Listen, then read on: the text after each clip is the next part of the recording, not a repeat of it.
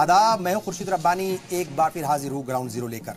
Ground zero में आज हम पड़ताल करेंगे उर्दू जबान और उर्दू असातिज़ा के हालात की।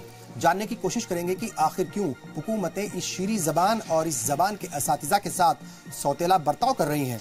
पीएम मोदी बार बार मुस्लिम नौजवानों के एक हाथ में कुरान और दूसरे हाथ में कंप्यूटर देने की वकालत करते रहे हैं। मोदी हुकूमत सबका साथ सबका विकास के बड़े बड़े दावे भी करती रही है, लेकिन जब बात उर्दू टीचर्स की तकर्रुरी की हो या फिर मदरसा टीचर्स को तनख्वाह देने की बारी आए तो इन दोनों ही मामलों में भेदभाव बरते जाने के मामले भी साफ नजर आने लगते हैं। आखिर क्या है उर्दू असातिज़ा के हालात और क्यों परेशान हैं मदरसा टीचर्स? ग्राउंड जीरो में आज इन्हीं मुद्दों पर होगी तफसीली बात। सबसे पहले बात दिल्ली के सरकारी स्कूलों की करेंगे। इन स्कूलों में उर्दू जबान तम तोड़ रही है। यहाँ बच्चों को साजिशन उर्दू से दूर करने की तैयारी चल रही है। हम ये दावा ऐसे ही नहीं कर रहे, बल्कि दिल्ली अक़लियती कमीशन इस दावे पर खुद मोहर लगा रहा है। साथ ही दिल्ली सरकार के स्कूलों के हालात भी इस सच्चाई को बयान कर रहे हैं। देखिए दिल्ली के सरकारी स्कूलों में उर्दू जबान और उर्दू टीचर्स पर आज की ground zero report.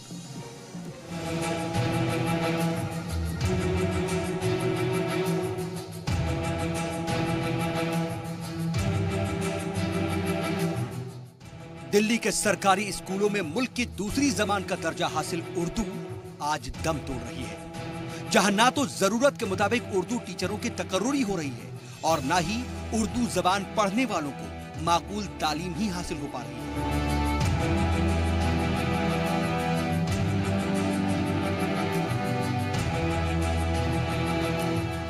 Sarika Delhi के विजय पार्क के सरकारी स्कूल में पढ़ती है। पहली क्लास से लेकर 10वीं तक उर्दू पढ़ी, लेकिन अब डर है कि 11वीं क्लास में उर्दू नहीं पढ़ पाएगी। वजह ये कि स्कूल के प्रिंसिपल ने साफ कह दिया है कि उर्दू पढ़ोगे तो इंग्लिश और इकोनॉमिक्स नहीं पढ़ पाओगे। प्रिंसिपल को भी कहा था और रिक्वेस्ट की थी और एप्लीकेशंस भी दी थी। वो कहते हैं कि अगर उर्दू चाहिए तो इंग्लिश और इकोनॉमिक्स नहीं मिलेगी। दिल्ली के कई सरकारी स्कूलों से इस तरह के फरमान निकले हैं, जिसकी तस्दीक दिल्ली अक़लियती कमीशन की तरफ से भी की जा रही है। कमीशन को बीते कुछ हफ्तों में इस बाबत 4 से 5 शिकायतें भी मिली हैं, जिनमें साफ कहा गया है कि सरकारी स्कूलों के प्रिंसिपल बच्चों पर दबाव बना रहे हैं, या तो उर्दू छोड़ दो या इंग्लिश से महरूम हो जाओ। हमने 4 नोटिस इस तरह के भेजे हैं डिपार्टमेंट ऑफ एजुकेशन को, जिसमें के मुतय्यन तरीके से फला फला फला स्कूलों के नाम के साथ के वहाँ पर और लिस्ट के साथ के इतने बच्चे, कहीं 17 बच्चे हैं, कभी 27 बच्चे हैं, अच्छे खासे पूरी लिस्ट के साथ, दस्तखत के साथ। तो वो कह रहे हैं कि हमको उर्दू चाहिए, लेकिन प्रिंसिपल उनसे कहता है कि उर्दू पढ़ना तो कहीं और जाओ, यहाँ उर्दू नहीं मिलेगी। सरकार या एजुकेशन महकमे का ऐसा कोई कायदा नहीं है कि उर्दू और इंग्लिश साथ साथ नहीं पढ़ सकते। अब सवाल यह है कि क्या दिल्ली के सरकारी स्कूलों से उर्दू को खत्म करने की साजिश हो रही है?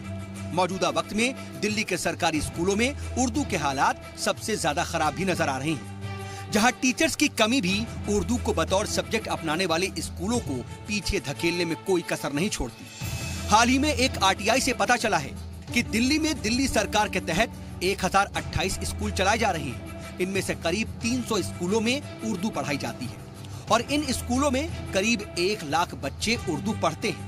लेकिन आपको ये जानकर ताज्जुब होगा कि इन बच्चों को पढ़ाने के लिए महज 81 टीजीटी और 16 पीजीटी टीचर ही परमानेंट है। इसके अलावा उर्दू अकादमी के 90 टीचर और आर्जी तौर पर भी कुछ टीचर स्कूलों में उर्दू पढ़ा रहे हैं। लेकिन इन स्कूलों में 1500 उर्दू टीचर्स की फौरन जरूरत है और खुद आरटीआई में भी सरकार ने इस बात को माना है कि टीजीटी के 1024 और पीजीटी के 67 टीचरों की सीट रिजर्व है, लेकिन सरकार आज तक इनकी तकर्रुरी नहीं कर पाई। आरटीआई एक्टिविस्ट मंजर अली ने ही इस कमी को उजागर किया है। अभी दिल्ली के अंदर टीजीटी उर्दू के लिए कम से कम 1450 टीचरों की जरूरत है। 1 लाख बच्चे उर्दू पढ़ रहे हैं, 300 स्कूलों में उर्दू पढ़ाई जा रही है। लेकिन अभी जो पोस्ट सेंशन हमारे यहाँ 1024 है, इस पे टोटल टीचर 81 परमानेंट लगे हुए हैं। डीएसएसबी की वैकेंसी आई, इनको कम से कम 500-600 टीचरों का तकर्रुर करना था, लेकिन इन्होंने सिर्फ 200-250 वैकेंसी निकाली। वहीं हालात सिर्फ दिल्ली में ही खराब नहीं है, बल्कि राजस्थान में भी उर्दू टीचर की शदीद कमी नजर आती है। राजस्थान उर्दू टीचर एसोसिएशन के रियासती सदर अमीन कायम खान बताते हैं कि मौजूदा बीजेपी सरकार ने बीते 5 सालों में एक भी नए उर्दू टीचर की तकर्रुरी नहीं की। हालांकि उसने पिछली सरकार के अपॉइंट कुछ उर्दू टीचरों की तकर्रुरी जरूर की।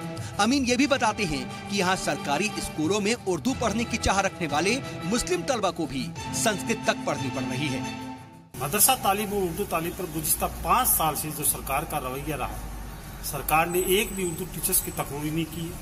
मदरसा पैरा टीचर्स को नियमित करने के लिए बार बार हम लोग जद्दोजहद कर रहे थे, बार बार मुतालबा कर रहे थे, धरने प्रदर्शन घेराव कर रहे थे, लेकिन ये पूरे जो 5 साल का अरसा गुजरा है, इसमें कोई भी हितकारी काम अक़लियत के लिए नहीं किया गया।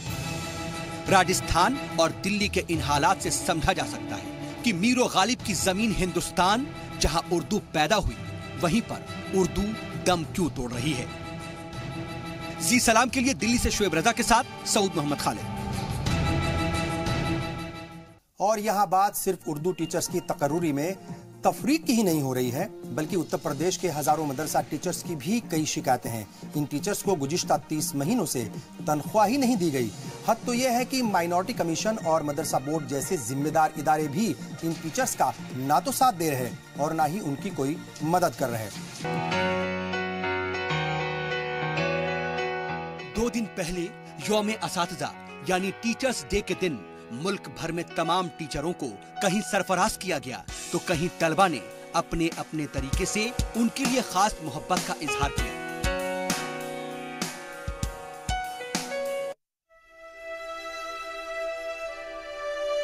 लेकिन उसी टीचर्स डे के दिन दिल्ली के जंतर मंतर और लखनऊ में ये नजारा भी देखने को मिला। आपको जानकर हैरानी होगी कि हजारों की तादाद में मुजाहिरा कर रहे ये लोग यूपी के मदरसा टीचर्स हैं, जो महंगाई के जमाने में बीते 30 महीनों से तनख्वाह न मिलने से आज बदहाली की कगार पर पहुंच चुके हैं। इन लोगों का इल्जाम है कि सरकार पीएम के एक हाथ में कुरान और दूसरे हाथ में कंप्यूटर के नारे को पूरा करने में नाकाम साबित हुई है। मदरसा आधुनिकीकरण योजना 1993 से संचालित है। भारत सरकार द्वारा स्नातक वालों को 6,000, परा स्नातक वालों को 12,000 सैलरी दी जाती है, लेकिन 30 महीने से हमारे मदरसा आधुनिक टीचरों को सैलरी नहीं दी गई है। ये तमाम मदरसा टीचर्स मदरसा जदीदकारी स्कीम यानी SPQEM के तहत रखे गए थे, जो मदरसों के बच्चों को मॉडर्न एजुकेशन देते हैं। मदरसा जदीदकारी स्कीम MHRD के तहत चलती है। सरकार दावा कर रही है कि इस स्कीम के तहत वो पीएम मोदी के ख्वाब की ताबीर कर रही है, लेकिन टीचरों के हालात बताते हैं कि दावे सिर्फ दावों तक ही महदूद है। यहाँ तक कि सरकार में बैठे अक़लियती नुमाइंदे भी उनकी दिक्कतों से वाकिफ होते हुए भी कोई कदम नहीं उठाते। आज हम मदरसा शिक्षक यहाँ एक फुटपाथ पे बैठे हुए अपनी मांगों को मनवाने की कोशिश कर रहे हैं कि सरकार के सामने, और जब सरकार पोर्टल बना रही है, सरकार सिस्टम में लेकर आ रही है मदरसों को, आप उनको सही आप उनको अवगत क्यों नहीं करा रहे हैं? आप सरकार क्यों उनको अवगत नहीं करा रहे हैं? तो हम दो समस्या है।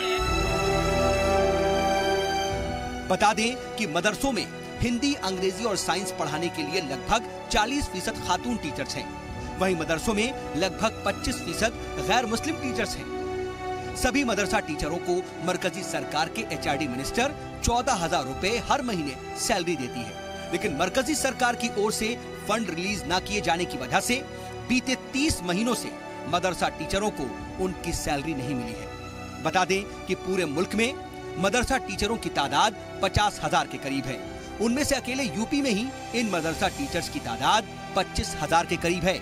वहीं यूपी के अलावा राजस्थान में भी मदरसा टीचरों के हालात बेहद खराब है। बात अकेले राजस्थान की करें तो राजस्थान में कुल 3500 रजिस्टर्ड मदरसे हैं। इनमें कुल 2.5 लाख बच्चे पढ़ते हैं, लेकिन यहाँ पढ़ाने वाले मदरसा टीचरों की हालत बेहद खराब है। यहाँ मदरसा टीचरों की मिनिमम वेज बेहद कम तय है। उन्हें तनख्वाह के तौर पर हर महीने महज 7200 रुपए ही दिए जाते हैं। खास बात यह है कि बीजेपी के इलेक्शन मैनिफेस्टो में मदरसा टीचरों को परमानेंट करने का वादा किया गया था, लेकिन आज राजस्थान असेंबली तवील मुद्दत के लिए डिसॉल्व भी कर दी गई। पर बीते 5 सालों में बीजेपी ने अपना वादा पूरा नहीं किया और अब नई हुकूमत ही इस पूरे मामले पर कुछ कर पाएगी। मामले में राजस्थान उर्दू टीचर एसोसिएशन के रियासती सदर अमीन कायम खान ने सूबे की बीजेपी सरकार की मंशा पर सवाल खड़े किए हैं। मदरसा बोर्ड एक्ट 2018 को पूरी स्थापित किया गया। हमारी सरकार से मांग थी कि सरकार इस बिल को आज ही डिबेट करा करके इसको पारित करवाना चाहिए था। मदरसा तालीम और उर्दू तालीम पर गुज़िश्ता 5 साल से जो सरकार का रवैया रहा, सरकार ने एक भी उर्दू टीचर्स की तकरीर नहीं की।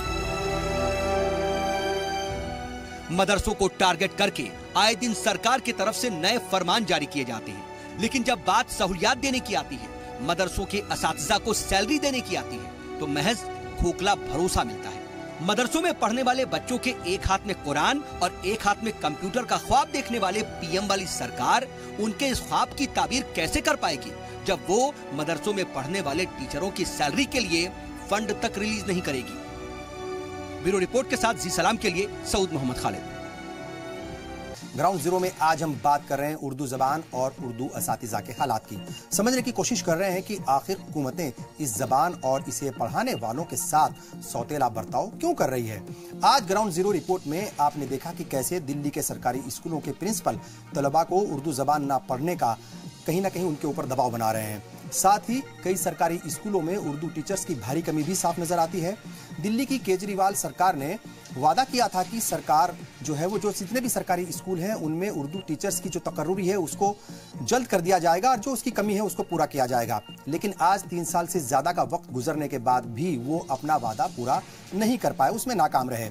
उधर राजस्थान की बीजेपी हुकूमत का गुज़िश्ता 5 वर्षों में एक भी नए उर्दू टीचर की तकर्रुरी ना कर पाना ये बताने के लिए काफी है कि मुल्क की सियासी जमातें न सिर्फ उर्दू जबान को लेकर गैर संजीदा हैं, बल्कि वो इसी मुल्क में पैदा हुई और यहीं पली बढ़ी एक तहजीबी जबान के साथ या शीरी जबान के साथ उसके साथ कहीं ना कहीं भेदभाव करती है और उसे लेकर बहुत ज्यादा संजीदा नहीं है।